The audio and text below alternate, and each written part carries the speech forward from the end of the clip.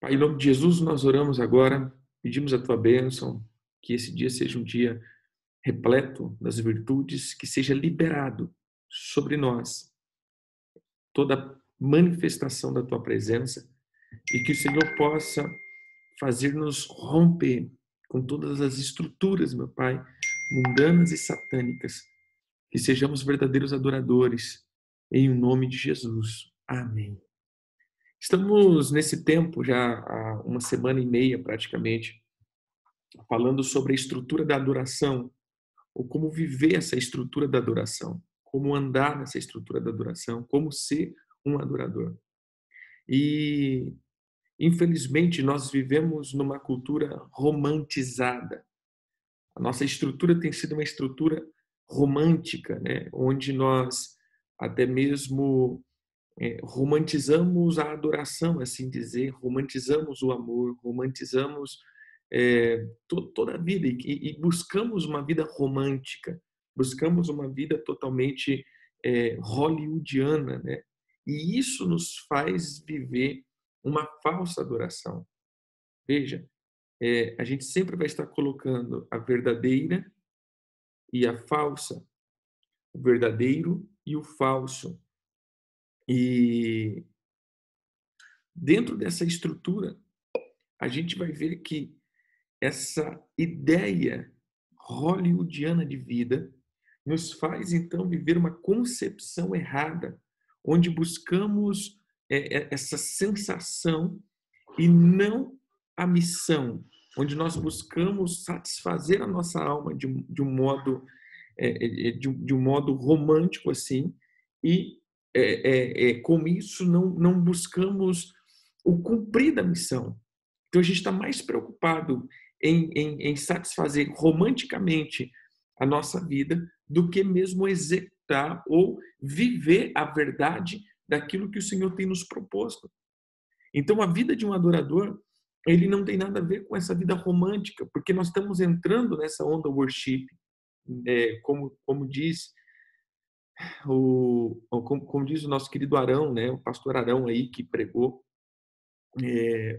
até que a palavra worship é uma palavra boa, porém tem se transformado em coisas más, onde nós estamos vendo uma geração romantizada, né, expressando um amor, preste atenção, expressando um amor, porém o amor almático e não um amor espiritual. Nós já olhamos para toda a estrutura bíblica do amor, nós então vamos ver, por exemplo, de um lado do grego, em o grego existe 3 palavras para amor: ágape, que é o amor sacrificial, philos, que é o amor de irmão, e eros, que é o amor sexual, erótico.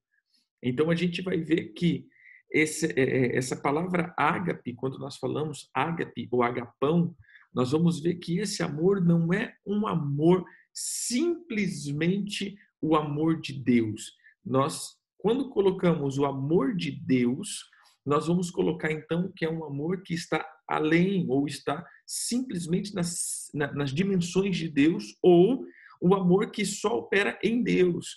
E como nós somos imperfeitos, nós não conseguimos amar desse jeito. E se não conseguimos amar desse jeito, então provavelmente nós nunca alcançaremos o amor de Deus. Porém, o amor de Deus não tem nada a ver com o amor que somente está em Deus. O amor ágape, ele fala do amor sacrificial, o amor que está disposto a morrer. Por que então Deus amou o mundo de tal maneira que deu o seu Filho a todo aquele que nele crê não pereça, porém tenha vida eterna? Então, o amor ágape não é o amor que só está em Deus, é o amor que é gerado em Deus e que nos faz morrer por algo, que nos faz deixar algo. E o próprio Jesus diz isso. Se você não perder a tua vida por amor a mim, você não é digno de mim, porque aquele que ganha a sua vida nessa terra, perdê-la na vida futura. Porém, aquele que perder a sua vida agora, ganha lá a lá.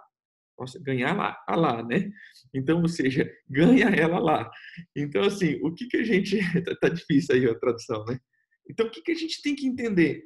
Que A vida de um adorador, ele está muito mais além do que essa canção romântica que expressamos a Deus, essa canção de amor que expressamos a Deus. O adorador não é isso, o adorador ele vive algo. E aqui então nós começamos. Abra a tua Bíblia em 1 João, primeira epístola de João, capítulo 2. E o capítulo 2 de 1 João é, é extraordinário. Eu gosto dessa, desse escrito dele. E a gente vai ver que João era considerado o discípulo do amor. A gente colocava isso, né? A discípula a quem Jesus amava, ou coisa desse nível. Mas no versículo, no capítulo 2, a gente começa lendo, ele diz assim: filhinhos, escrevo-lhe essas coisas para que vocês não pequem. Opa, peraí. Ontem nós aprendemos com o pastor Álvaro que a adoração não tem nada a ver com a canção, a adoração tem tudo a ver com a mentalidade que eu tenho. Romanos 12 diz isso. Na verdade, a vida de um adorador não é aquilo que ele canta, porém é a verdade que ele exala, aquilo que ele vive, aquilo que está dentro dele, aquilo que está borbulhando dentro dele, aquilo que está mexendo, a transformação que está dentro dele. E dentro disso ele diz assim, olha uma mentira, nós não somos santo, nós pecamos, nós temos pecado, nós somos pecadores todos os dias. E aí, então, o nosso querido apóstolo João, ele já começa assim: meus filhos, escreva essas coisas para que vocês não pequem. Opa! Ele já está falando aqui de uma característica do adorador. Se adorador é a vida de um cristão, então não é uma canção, mas é a nossa vida. Ele está dizendo, olha, nós precisamos viver uma vida que a cada dia o pecado seja extinto de nós. Por quê? Porque estamos nos tornando semelhante a Jesus, e Jesus não pecou. Beleza? Se porém alguém pecar, olha aqui, se porém alguém pecar, se porventura alguém cometer algum tipo de pecado, temos Jesus Cristo, o justo, que intercede por nós, por nossa causa, junto ao Pai. Então, irmãos, a vida, vamos lá, começando aqui, a vida de um adorador é uma vida no altar, e não só no altar da igreja, mas sim a vida no altar do Senhor, e é uma vida onde ele leva já santificada em Cristo Jesus. E porventura, se cometemos algum pecado, mas apóstolo, a Bíblia diz que aquele que diz que não tem pecado, esse é mentiroso. Então, a gente vai ter que olhar a questão de pecado e pecados. Pecado é natureza. Aquele que diz que não tem ou não veio da natureza do pecado, esse é mentiroso, porque só dois veio sem a natureza do pecado na face da terra. O primeiro Adão, e depois ele contaminou todos os outros, e depois o segundo Adão, que é Jesus Cristo, que ele veio sem essa natureza. Depois disso, todos nós nascemos em pecado. Então, quem diz que não tem pecado é mentiroso, porque temos a natureza do pecado, porém agora em Cristo Jesus, temos a natureza da vida, porque estamos em Cristo e agora temos vida abundante e não mais estamos fluindo na natureza do pecado. Então, preste atenção aqui, querido. Corta da tua cabeça que somos pecadores e vivemos nos pecados. Nós entramos e nascemos na natureza do pecado, porém agora essa natureza tem sido colocada na cruz todos os dias. E precisamos viver uma vida agora santificada em Cristo Jesus. Precisamos entrar nessa vida de sermos purificados pelo sangue de Jesus, mas entra agora uma outra parte, sendo transformado pela palavra de Jesus. Porque quando somos transformados, nós então deixamos a vida de pecado. O que é pecado? Pecado é transgredir a lei. Pecado é errar o alvo. Pecado é estar fora do caminho da verdade. Então, quando nós dizemos nós somos pecadores e sempre seremos pecadores, você está automaticamente desfazendo completamente da obra da cruz. Então, para que Jesus veio e morreu numa cruz? Por que Jesus, então, tomaria os meus pecados e maldições e iniquidades sobre ele, se assim nós, então, andássemos e continuaríamos andando dentro dessa natureza? O que valeria a obra de Jesus se não fosse para exterminar de nós isso? Agora, não é somente dizer sou santificado em Cristo Jesus. Não, querido. Eu tenho que ser transformado primeiro pela palavra dele. E aí entra as palavras que nós temos ministrado dia após dia. Nós temos que tomar a palavra do Senhor e transformar a minha alma. Eu tenho que pegar a palavra do Senhor e transformar a minha alma cada dia mais. Porque aquilo que eu ouço, aquilo que eu vejo, modifica e transforma a minha alma. Isso seja do lado bom, isso seja do lado ruim. Estamos falando de adoração, mas infelizmente nós estamos ligados à adoração a uma cena romântica de uma canção de amor. E a adoração não tem nada a ver com isso. A adoração a Deus é fruto de pessoa cheia e potencializada pelo Espírito, manifestando a transformação pela palavra, proclamando essa verdade a esse Deus que o transformou e o resgatou. Isso é adoração. Olhe para Salmos. Todos os Salmos é uma expressão de Davi para com Deus mediante uma situação, um livramento ou qualquer outra coisa que o próprio Deus tinha feito a Davi ou aos outros. Veja que em Salmos, que são as canções, você vai ver que não tem nenhuma canção que seja uma mera filosofia. Não é nenhuma canção que seja mera uma canção de amor, de fruto de uma alma que está querendo viver. Preste atenção. A adoração não tem nada a ver daquilo que eu quero viver. A adoração é a manifestação daquilo que eu estou vivendo. Vamos lá? Eu vou abrir qualquer salmo. Eu vou dar agora do crente cartomante aqui, né? Vamos abrir a Bíblia aqui, botar o dedo nela aqui e vamos lá. Peguei aqui um salmo. Salmo 69. Abri aqui. Vou ler só os primeiros tópicos. Vamos ver vários salmos aqui, porque estamos falando da vida de um adorador. E depois a gente volta para 1 João. Vamos lá. Salva-me, ó Deus, pois as águas subiram até o meu pescoço e ameaça a minha vida. Estou afundando na lama e não tenho onde firmar os meus pés. Entrei em águas profundas, as correntes me arrastam. Estou cansado de chorar, minha garganta está seca e dolorida, meus olhos estão exaustos de procurar por meu Deus. Deixa eu te dizer, querido, isso daqui, ele está numa dimensão presente. Salva-me e não me salvará. 2, as águas têm me afundado até o pescoço e não ela me afundará.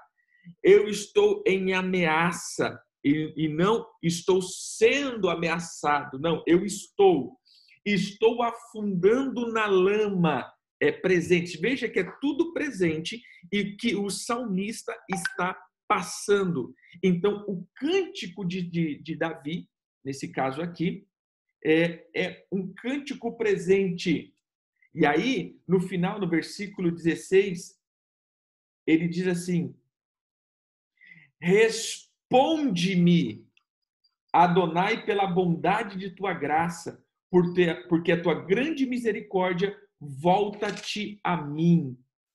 Então você vê que é um cântico de alguém que está passando.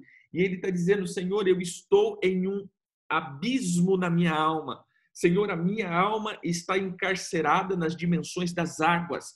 E essa água está submetendo a minha alma a tal ponto que eu não estou conseguindo te enxergar, eu não estou conseguindo ter uma dimensão da tua presença, eu não estou conseguindo sair dessas crises da minha alma. Salva-me, Senhor, salva-me, Senhor. Esse é um cântico.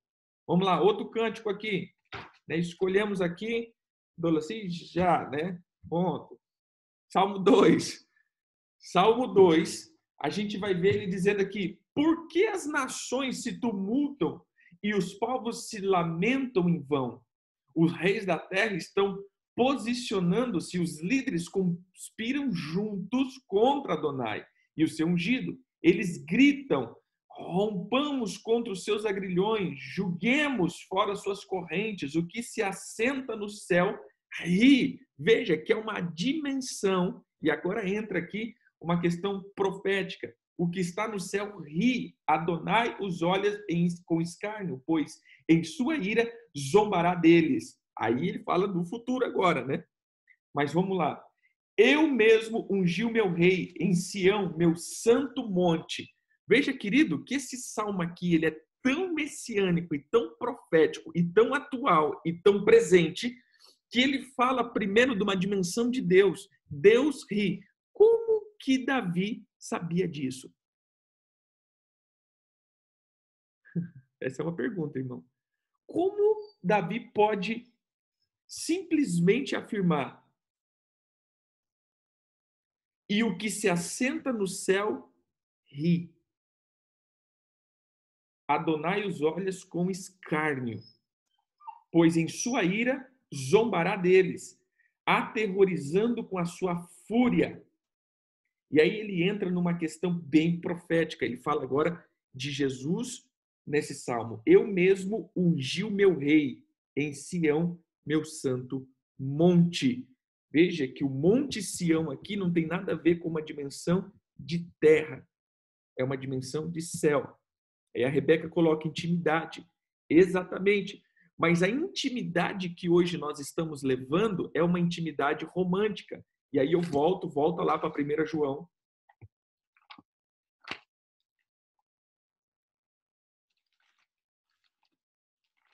1 João, capítulo 2.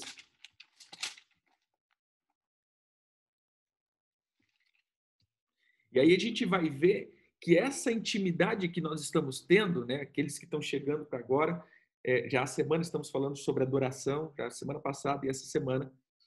Então a gente vai ver que a intimidade que nós estamos falando é a intimidade de sensação de uma alma que está totalmente vazia. Então eu quero ter intimidade. É o que nós queremos hoje quando falamos de intimidade com uma pessoa. Um homem, ele está totalmente sedento, esse homem está totalmente vazio, e aí então ele quer se entregar a um amor para que esse amor o preencha, para que esse amor traga um preenchimento dentro da vida dele. Isso, então nós falamos que temos intimidade. Eu tenho intimidade, o fulano teve intimidade com a ciclana, o Beltrano teve intimidade com a outra. Então essa intimidade que nós estamos dizendo é a intimidade, simplesmente a intimidade romana ou a intimidade hollywoodiana, aonde nos entregamos a esse amor, porém estamos vazios e queremos ser preenchidos. Então preste atenção, querido, a intimidade aqui, ou o verdadeiro adorador, ele é aquele que vive uma canção presente de uma situação presente, mas conhece o Deus que ele serve. E aqui, para mim, é o ponto-chave de um adorador. Ele conhece a quem adora. E aí, voltando aqui, volta lá para João, capítulo 2, e ele diz assim, versículo 4.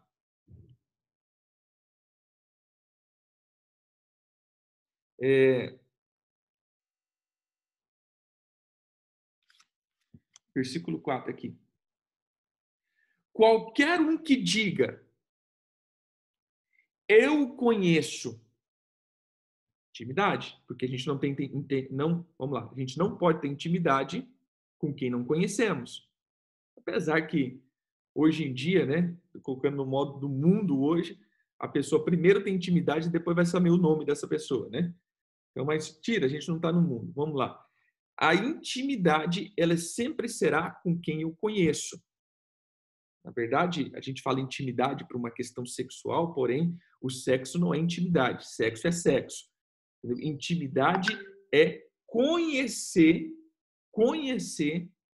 a pessoa. Então, vamos lá. Se eu digo que eu conheço, mas não obedeço os seus mandamentos, é mentiroso e a verdade não está nele.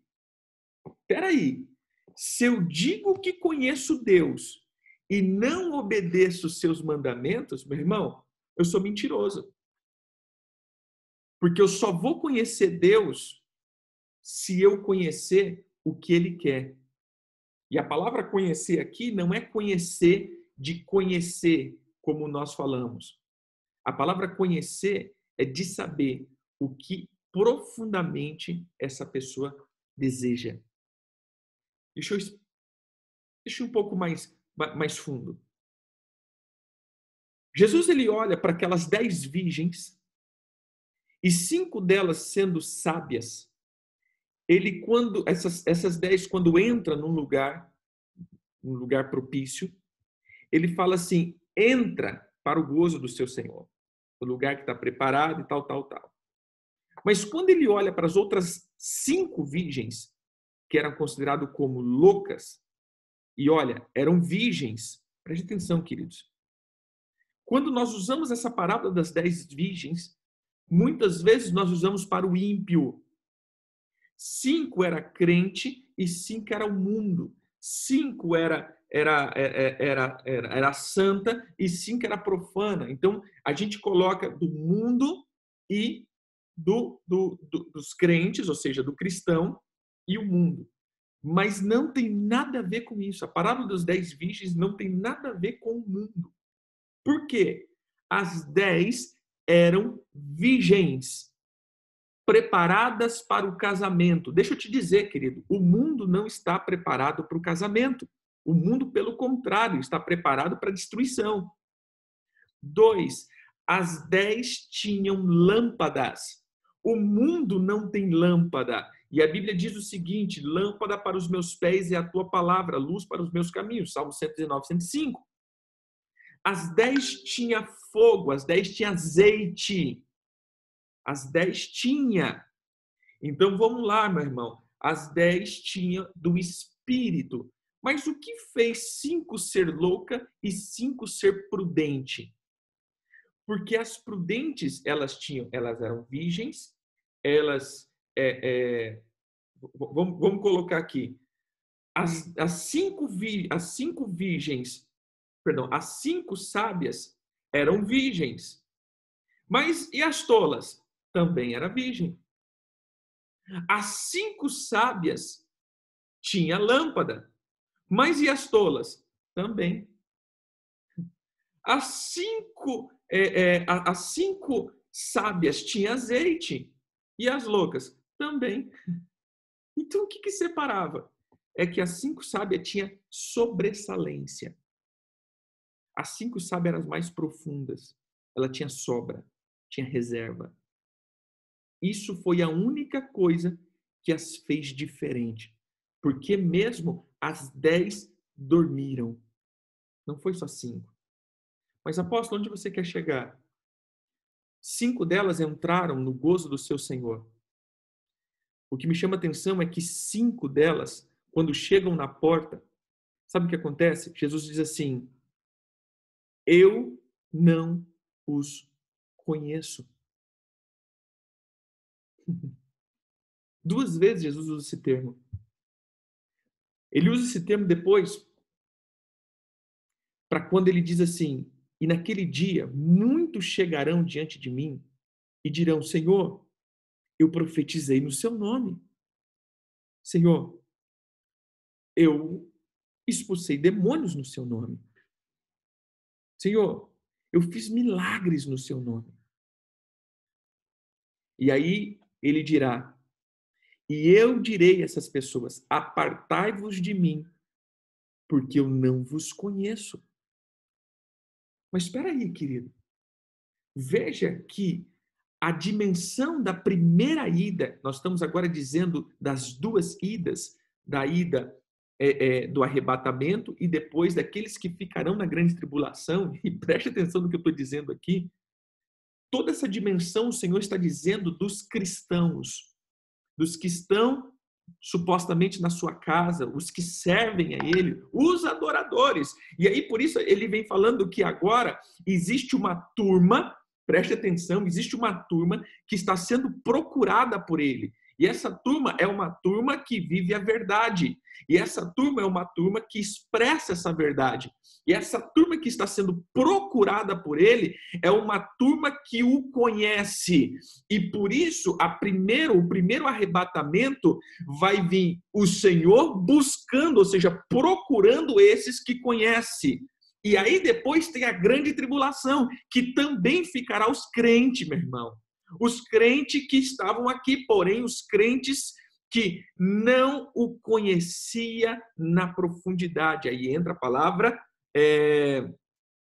vem uma palavra que a gente está dizendo sobre o conhecer. Então, voltando para aqui, aquele que diz que o conhece, mas você não sabe o que ele quer, você não conhece. Se você diz que o conhece, mas desobedece os seus mandamentos, você não conhece.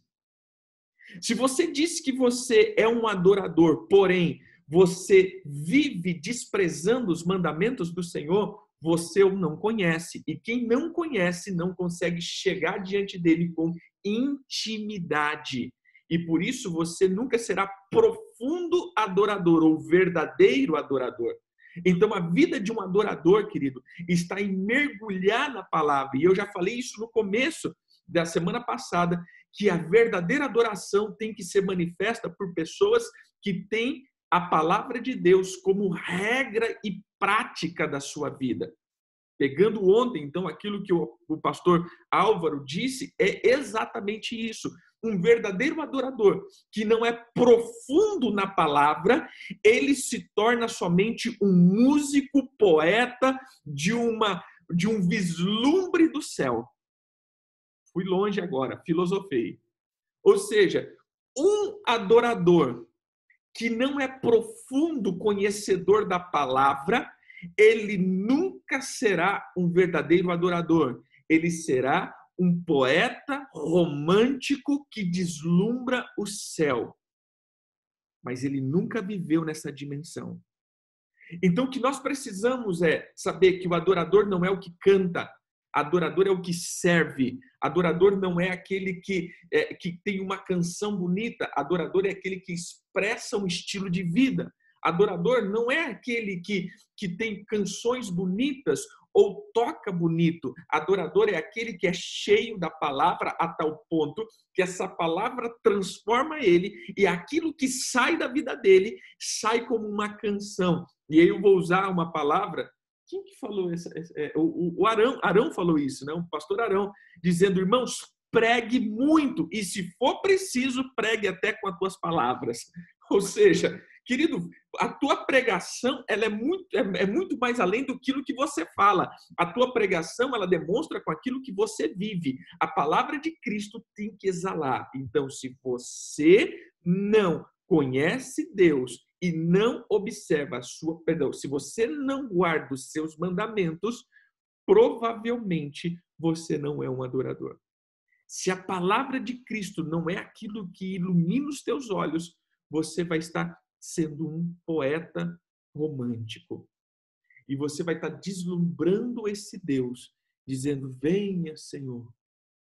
Porém, querido, não é assim a vida de um adorador verdadeiro. A vida de um adorador verdadeiro, ele está sempre metido dentro da palavra. E a gente está frisando isso. Eu quero deixar profundamente isso gravado. Deixa eu fazer uma analogia que eu já fiz. Observa as canções antigas. Vamos lá. Observa as canções do Inário. Você vai ver que são canções que expressam a magnitude de Deus. Beleza? Depois nós fomos para os corinhos. E quem lembra os corinhos, né? e as brigas que tinha na igreja entre o inário e os corinhos. Eu fiz parte dessa geração que a gente brigava para cantar os corinhos, porque o povo só queria o inário, e a gente era a turma dos revoltos na igreja, né? Porque a gente queria os corinhos, a gente ensaiava 10 corinhos, e aí chegava lá, o presbítero chegava e dizia: vocês vão cantar um corinho, porque a gente vai cantar 15 do inário, né? E a gente saía revoltado, montava o grupo dos revoltados, que queria o corinho, né? A gente era o sem corinho, né? Mais ou menos assim. E dentro dessa questão, a gente foi vendo que também, quando nós falávamos dos corinhos, ou das canções, dos hinos, né? Sem ser do inário, a gente via também pessoas que expressavam profunda, um profundo conhecimento da palavra. Tudo bem? Mas então não se fala, né? Botava um rock and roll no inário e aí o trem ficava feio. Vamos lá. Aí depois começou a vir a turma, né, a turma da intimidade, assim dizendo. Mas até aqui tudo bem. Até aqui tudo bem. Esses dias, lendo um livro do Tozer, e ele falava lá em 1800, né? Olha, a igreja está mudando. Em 1800, né? As pessoas estão ficando profanas. 1800. Se ele vivesse em 2020, eu acho que ele estaria morto já, né? Mas vamos lá.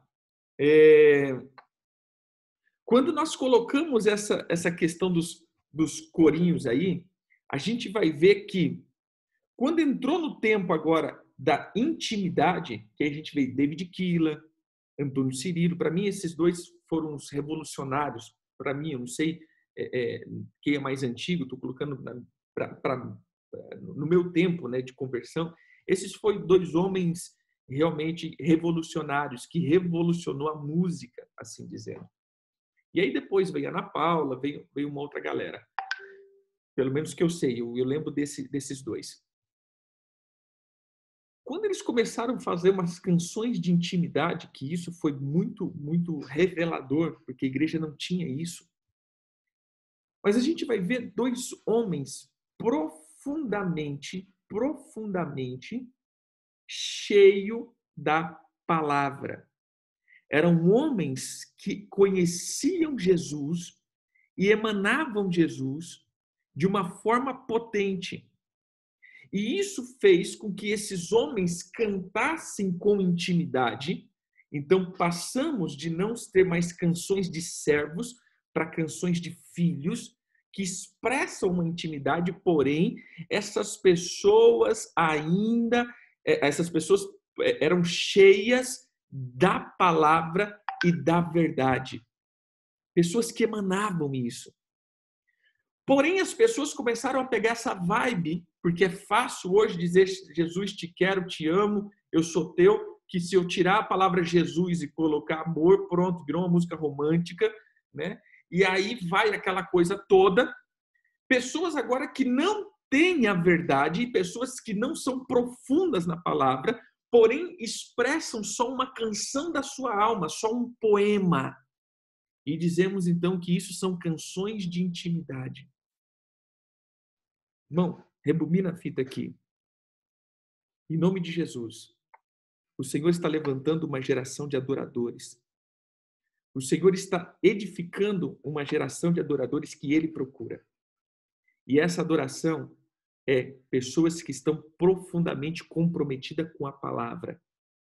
Pessoas que estão profundamente conhecendo Jesus de uma forma poderosa. Pessoas que estão tendo experiências com Jesus. E essa é a palavra final que eu deixo aqui. Um adorador tem que ter experiência com Jesus. Adorador que não tem experiência com Jesus é um poeta. Adorador que não tem experiência com Jesus é um músico. Porque adorador que é adorador, ele precisa ter experiência com Jesus. Pega os Salmos e você vai ver que Davi conheceu Jesus. Se você pegar todos os Salmos, ele teve visitação da pessoa de Jesus. E o próprio Jesus, em muito de suas palavras, ele usou os salmos. E principalmente quando disseram, peraí, ele diz assim, como vocês dizem que eu sou que o filho do homem é filho de Davi? Se o próprio Davi disse, disse o Senhor ao meu Senhor. Peraí que teve avivamento aqui do cachorro. Isso aqui é obra do cão, por sinal, viu? Acabou aqui, a gente começou a falar da adoração, aí apareceu a obra do cão, né? Mas vamos lá, irmãos. Veja que eu não posso adorar, porque adorar, e aí vou deixar para a próxima, adorar é prestar culto. E culto é servir. Eu não posso servir a Deus sem ser um adorador. Eu não posso servir... O bicho está bravo aqui. É que ele fica... Chega a gente, ele fica bravo. Quer ir lá ver o que está acontecendo.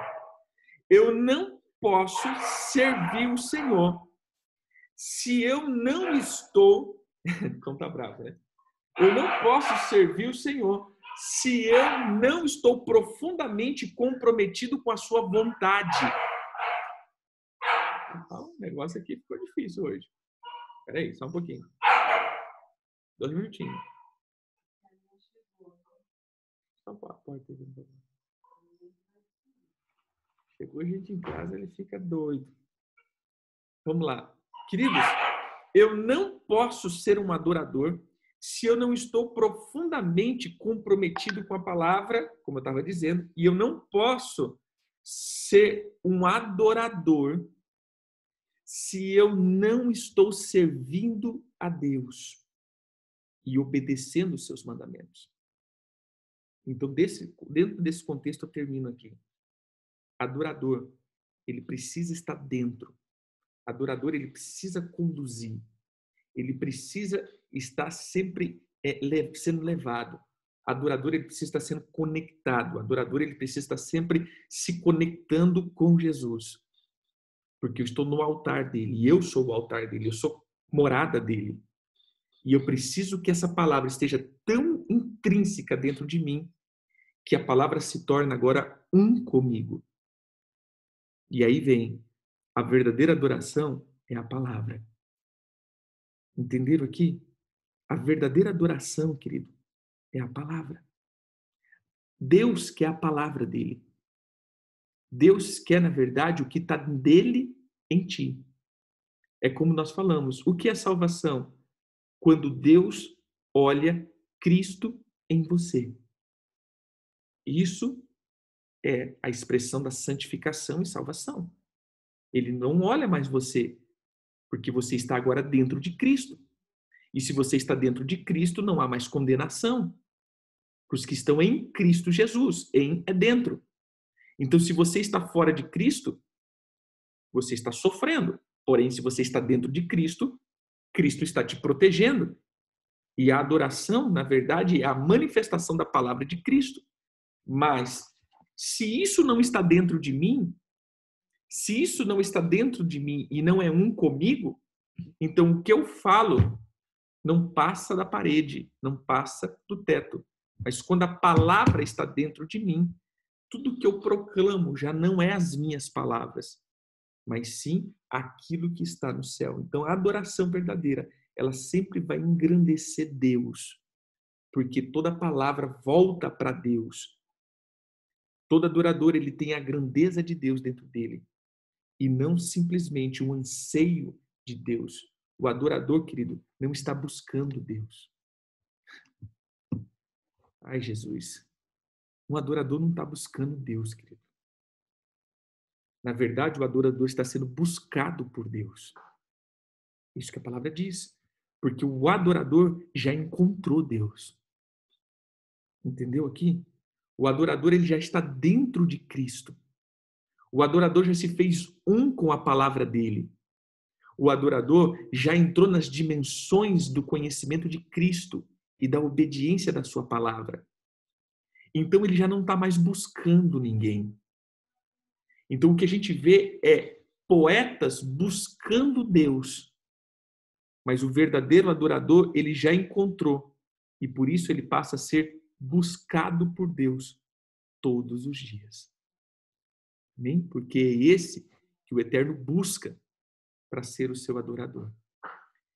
Entre dentro de Deus. E aí, você está sendo achado por Ele. Enquanto você não está dentro de Cristo, você é um poeta buscando Deus. Quando você entra dentro de Cristo, você é um adorador que é buscado por Ele.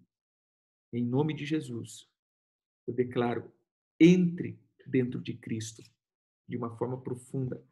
Faça dessa palavra uma extensão, que você seja a extensão a um texto, né, que a gente sempre costuma dizer. Abra aí, queridos. A gente tem então uma banda, né? Abra aí, Atos 29.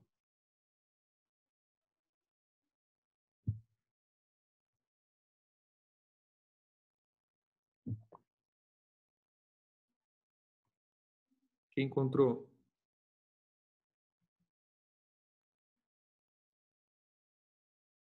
Por isso que Deus achou Davi. Mas peraí, Atos não tem 29? Oxi. Então roubaram da tua Bíblia.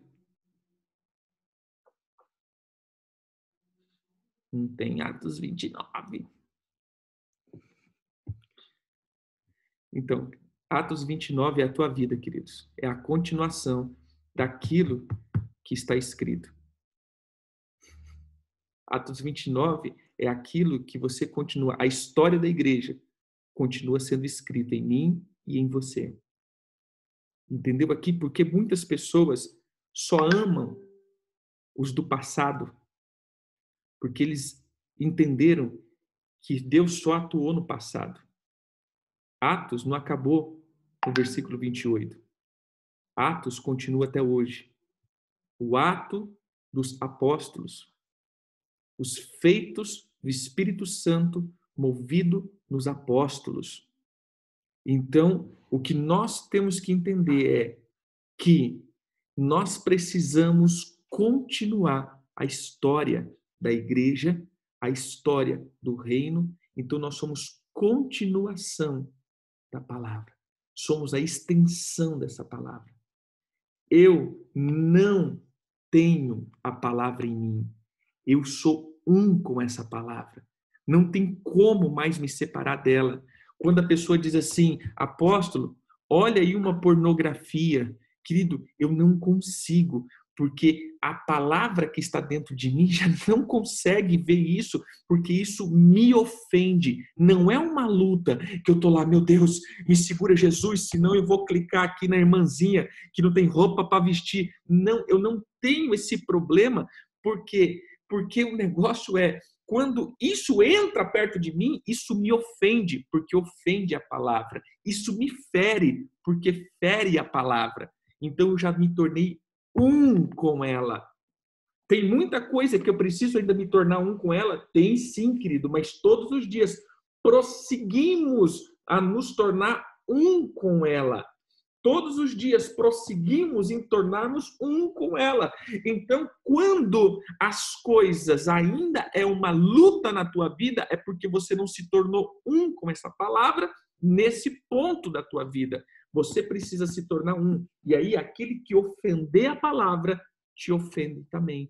Aquele que ferir a palavra, te fere também. Aquele que entrar em alguma coisa, como diz, aqueles que transgredirem a palavra, transgride com você também, ou seja, não tem como. E aí, querido, é o que eu sempre falo, às vezes as pessoas falam assim, é muito repetitivo em algumas coisas, irmãos, é o que eu sempre falo, olha, se você gosta de andar com gente que vive transgredindo a palavra, porque, irmãos, essa palavra ainda não é um com você.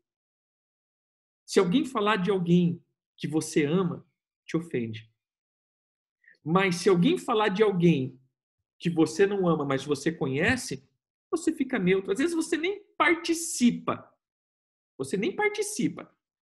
Se alguém está falando lá, você viu o pastor fulano de tal? Eu não vou falar nada, não. deixa para lá, nem... Por quê? Porque eu não sou um com essa pessoa. Porém, se alguém falar de alguém, vamos colocar aqui, se alguém chegar e falar assim, olha, o apóstolo Joseí é isso e aquilo, eu falo, cara, não fala isso não, mano. Você não conhece ele não. Eu conheço ele. Não fala isso não. Então, por quê? Porque, cara, eu sou um com ele. A gente vive uma unidade, né? Somos irmãos, somos pai e filho, somos um. Então, o que eu quero que você entenda é, se as pessoas ferem a palavra de Deus e não te ferem, se as pessoas estão ferindo e transgredindo e falando abobrinhas da palavra e isso não te fere, é porque você não é um com ele. Você não é um. Você não é um com a palavra.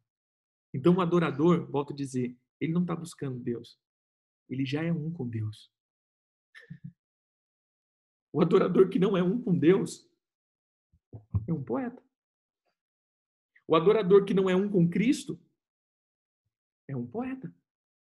O adorador que não é um com a palavra é um poeta. É um músico. Por isso, hoje, em nome de Jesus, que você possa entrar nessa dimensão de uma forma tão profunda. Que você possa entrar nessa dimensão de uma forma tão forte. Mas não é a dimensão da adoração. Entra na dimensão da associação com a palavra. Seja um com ela. A ponto de você não conseguir se desvencilhar dela. E aí, querido, você já não procura mais Deus. Deus te procura. Amém? Pai, em nome de Jesus, eu declaro que os teus filhos mergulharão na tua palavra e serão cheios da tua palavra. Levante-se, Senhor, essa geração profunda na tua palavra. Uma geração, meu Deus, que não busca canções, uma geração que não busca somente palavras, mas uma geração que é um com o Senhor. A tal forma, Senhor, que a palavra não consegue se desvencilhar dele.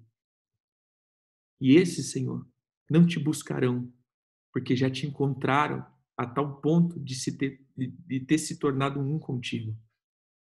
Eu quero declarar que os teus filhos serão sedentos pela tua palavra e serão transformados a cada dia pela tua palavra, em nome de Jesus. Amém. Amém, queridos? Bom dia, Deus abençoe vocês e que essa palavra produza frutos abundantes. E não essa palavra que eu ministrei, mas essa palavra do Senhor, que é a palavra do Eterno, ela possa transformar a tua vida de uma forma profunda. Amém? Até a noite, na nossa escola.